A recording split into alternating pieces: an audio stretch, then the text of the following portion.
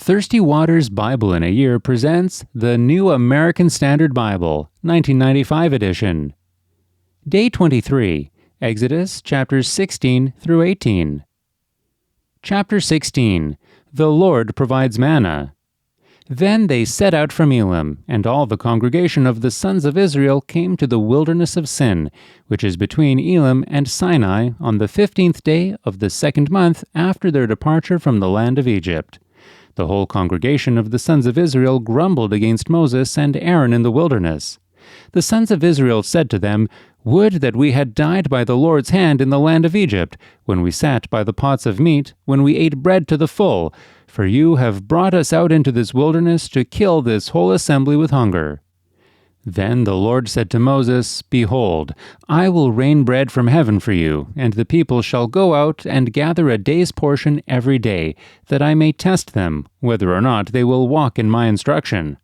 On the 6th day, when they prepare what they bring in, it will be twice as much as they gather daily."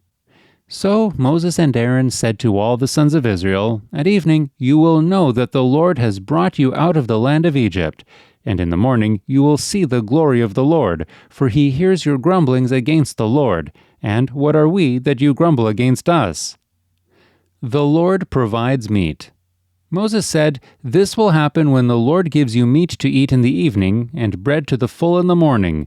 For the Lord hears your grumblings which you grumble against him. And what are we? Your grumblings are not against us, but against the Lord." Then Moses said to Aaron, "Say to all the congregation of the sons of Israel, 'Come near before the Lord, for he has heard your grumblings.'" It came about, as Aaron spoke to the whole congregation of the sons of Israel, that they looked toward the wilderness, and behold, the glory of the Lord appeared in the cloud. And the Lord spoke to Moses, saying, "I have heard the grumblings of the sons of Israel. Speak to them, saying, 'At twilight you shall eat meat, and in the morning you shall be filled with bread, and you shall know that I am the Lord your God.'" So it came about at evening that the quails came up and covered the camp, and in the morning there was a layer of dew around the camp. When the layer of dew evaporated, behold, on the surface of the wilderness there was a fine flake-like thing, fine as the frost on the ground. When the sons of Israel saw it, they said to one another, "What is it?" For they did not know what it was. And Moses said to them, "It is the bread which the Lord has given you to eat. This is what the Lord has commanded. Gather of it every man as much as he should eat. You shall take an omer apiece, according to the number of persons each of you has in his tent." The sons of Israel did so, and some gathered much, and some little. When they measured it with an omer, he who had gathered much had no excess, and he who had gathered little had no lack. Every man gathered as much as he should eat. Moses said to them, "Let no man leave any of it until morning." But they did not listen to Moses, and some left part of it until morning, and it bred worms and became foul, and Moses was angry with them. They gathered it morning by morning, every man as much as he should eat, but when the sun grew hot, it would melt. The Sabbath observed. Now on the 6th day they gathered twice as much bread, 2 omers for each one.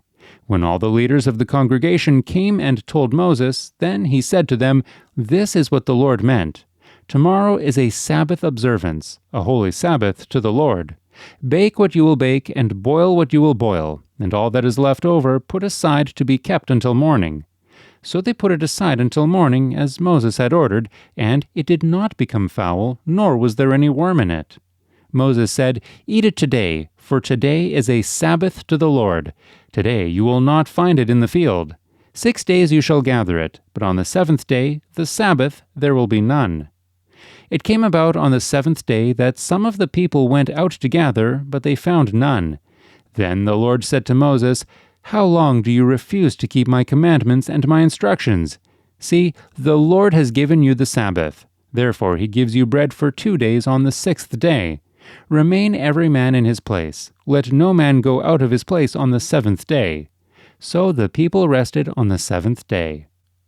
The house of Israel named it manna, and it was like coriander seed, white, and its taste was like wafers with honey. Then Moses said, "This is what the Lord has commanded.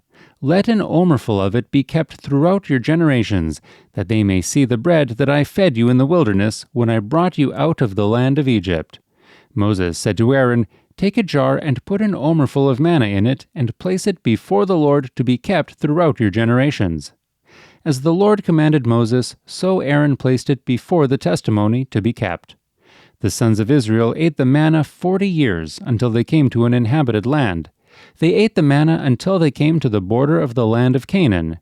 Now, an omer is a tenth of an ephah. Chapter 17. Water in the rock. Then all the congregation of the sons of Israel journeyed by stages from the wilderness of Sin, according to the command of the Lord, and camped at Rephidim, and there was no water for the people to drink. Therefore the people quarreled with Moses, and said, "Give us water that we may drink." And Moses said to them, "Why do you quarrel with me? Why do you test the Lord?" But the people thirsted there for water, and they grumbled against Moses, and said, "Why now have you brought us up from Egypt, to kill us and our children and our livestock with thirst?" So Moses cried out to the Lord, saying, "What shall I do to this people? A little more, and they will stone me." Then the Lord said to Moses, "Pass before the people, and take with you some of the elders of Israel, and take in your hand your staff with which you struck the Nile, and go. Behold, I will stand before you there on the rock at Horeb, and you shall strike the rock, and water will come out of it, that the people may drink." And Moses did so in the sight of the elders of Israel. He named the place Massah and Meribah because of the quarrel of the sons of Israel, and because they tested the Lord, saying, "Is the Lord among us or not?" Amalek fought. Then Amalek came and fought against Israel at Rephidim. So Moses said to Joshua, "Choose men for us, and go out, fight against Amalek. Tomorrow I will station myself on the top of the hill with the staff of God in my hand." Joshua did as Moses told him, and fought against Amalek. And Moses, Aaron, and Hur went up to the top of the hill. So it came about, when Moses held up his hand, that Israel prevailed, and when he let his hand down, Amalek prevailed. But Moses' hands were heavy. Then they took a stone and put it under him, and he sat on it. And Aaron and Hur supported his hands, one on one side and one on the other. Thus his hands were steady until the sun set. So Joshua overwhelmed Amalek and his people with the edge of the sword. Then the Lord said to Moses, "Write this in a book as a memorial, and recite it to Joshua, that I will utterly blot out the memory of Amalek from under heaven." Moses built an altar and named it, "The Lord is my banner." And he said, "The Lord has sworn, the Lord will have war against Amalek from generation to generation." Chapter 18. Jethro, Moses' father-in-law. Now Jethro, the priest of Midian, Moses' father-in-law, heard of all that God had done for Moses and for Israel his people, how the Lord had brought Israel out of Egypt. Jethro, Moses' father-in-law, took Moses' wife Zipporah after he had sent her away, and her 2 sons, of whom one was named Gershom, for Moses said, "I have been a sojourner in a foreign land." The other was named Eliezer, for he said, "The God of my father was my help, and delivered me from the sword of Pharaoh." Then Jethro, Moses' father-in-law, came with his sons and his wife to Moses in the wilderness where he was camped at the mount of God. He sent word to Moses, "I, your father-in-law Jethro, am coming to you with your wife and her 2 sons with her." Then Moses went out to meet his father-in-law, and he bowed down and kissed him, and they asked each other of their welfare and went into the tent.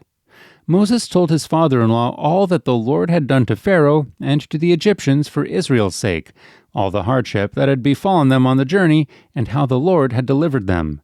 Jethro rejoiced over all the goodness which the Lord had done to Israel, in delivering them from the hand of the Egyptians. So Jethro said, "Blessed be the Lord who delivered you from the hand of the Egyptians and from the hand of Pharaoh, and who delivered the people from under the hand of the Egyptians. Now I know that the Lord is greater than all the gods. Indeed, it was proven when they dealt proudly against the people." Then Jethro, Moses' father-in-law, took a burnt offering and sacrifices for God, and Aaron came with all the elders of Israel to eat a meal with Moses' father-in-law before God. It came about the next day that Moses sat to judge the people, and the people stood about Moses from the morning until the evening. Now, when Moses' father-in-law saw all that he was doing for the people, he said, "What is this thing that you are doing for the people?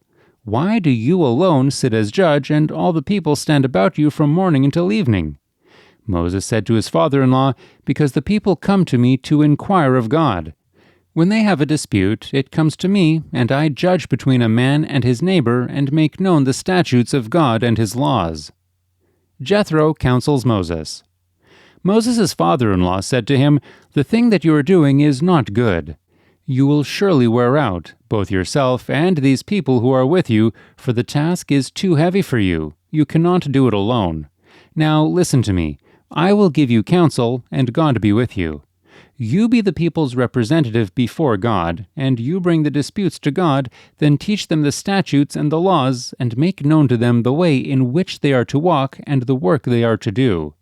Furthermore, you shall select out of all the people able men who fear God, men of truth, those who hate dishonest gain, and you shall place these over them as leaders of thousands, of hundreds, of fifties, and of tens. Let them judge the people at all times, and let it be that every major dispute they will bring to you, but every minor dispute they themselves will judge. So it will be easier for you, and they will bear the burden with you. If you do this thing, and God so commands you, then you will be able to endure, and all these people also will go to their place in peace." So Moses listened to his father-in-law, and did all that he had said. Moses chose able men out of all Israel and made them heads over the people, leaders of thousands, of hundreds, of fifties, and of tens. They judged the people at all times. The difficult dispute they would bring to Moses, but every minor dispute they themselves would judge. Then Moses bade his father-in-law farewell, and he went his way into his own land.